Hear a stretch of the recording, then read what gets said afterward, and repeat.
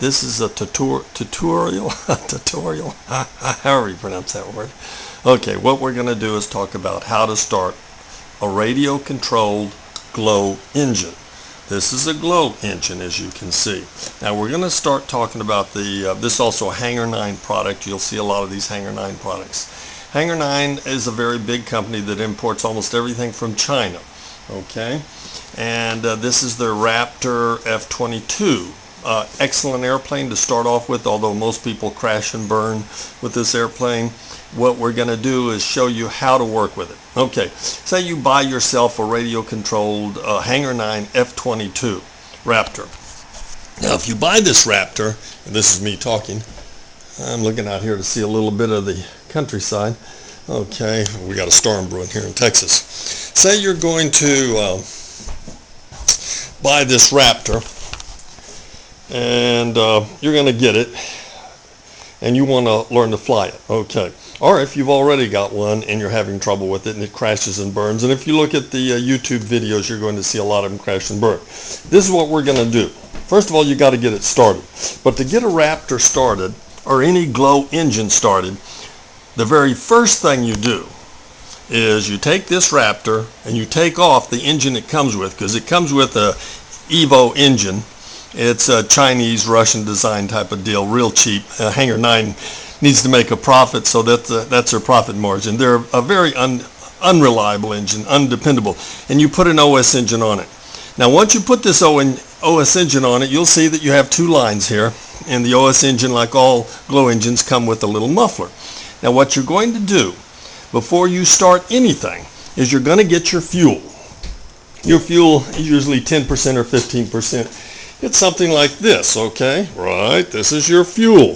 Very important, this fuel, because if you don't handle it right, it's not going to work for you. Right now, and the reason I mentioned the weather, if you look out here in Texas weather, if we can get a view of it, we got a lot of moisture in the air. Well, glow engines have to have a very precise mixture of usually oil, whether it's synthetic or castor oil, and alcohol. They run on alcohol. Now alcohol has a very interesting nature about it. Alcohol will attach itself to water. So if we put those two ideas together, the reason most people have problems with their glow engines when they start it is they miss two fundamentals of glow engines. One, the fuel needs not to have water in it. That is, why they have these little caps here? Okay, always keep the cap on, keeps moisture out of here. The less space you have in here is the better, because when air gets in here, every time you open it, that air takes moisture in there. That alcohol accepts the moisture and becomes part of it, and then this is no longer a mixture of oil and alcohol and nitrometh. What it is you put a extra ingredient, water, in it, and when you put the water in it, it won't run. Matter of fact, most of the problems you're going to have with your OS glow engines running is the water in your fuel, old fuel. Throw it away. If you want to practice with stuff that's been sitting around, get it here, mark on it, no fly, because that has water in it.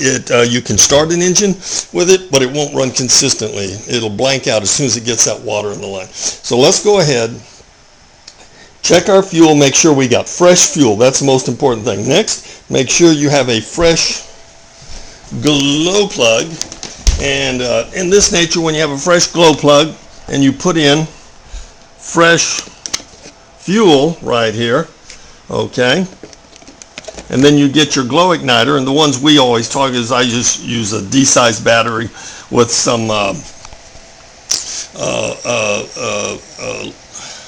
soldering leads on the end of it that I solder on there, so I can always use a fresh battery. You have a fresh battery, fresh fuel. Open your little fast idle in what's also called a slow idle valve here. Usually about 3 turns. Open, close it first, all the way down clockwise, then open it counterclockwise. 3 turns, and then this is how we're going to start. And once we do that and we hook up our fuel lines, making sure that the fuel line is hooked to the fuel and the muffler line is hooked to the muffler, because that's what pressurizes your tank, pushing fuel in here. We put our glow on, and then we go ahead with the starter or even a stick. Usually electric starters are best. Go ahead and prop it over, and it should start right up.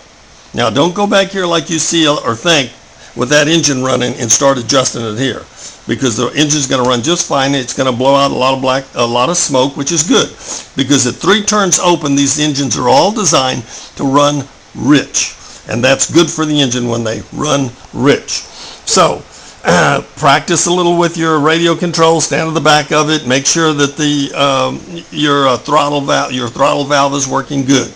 Now, and then after a minute, give it full charge and see if it'll run real good. If it doesn't, if it blanks out a little or even stalls on you, let it stall out, come back over here, and then readjust 1/8 turn clockwise. That is down. You're going to lean out the fuel a little, because the engine does run best on the leanest mixture that you can possibly give it. And you'll keep doing that.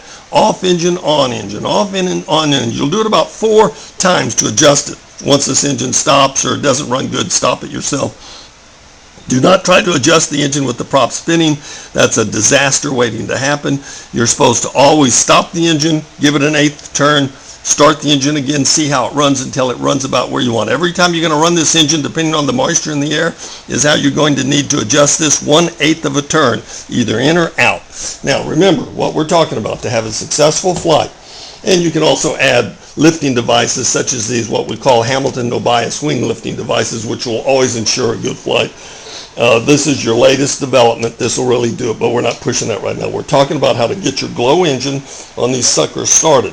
And the first thing you start with is good, clean fuel with no water in it that comes from the air. And we want to make sure that everything is hooked up. We've got a good, clean glow plug in there, and you can test that by bringing it out and testing it on your little igniter. Okay.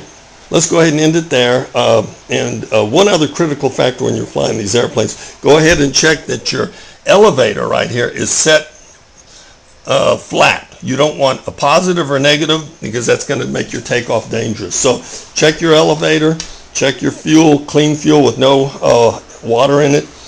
You can't see the water, but if your fuel's been left open, believe me, that has water in it. Come down here, get her started, adjust, and you're going to have a good flight. Hope that helps you. Out.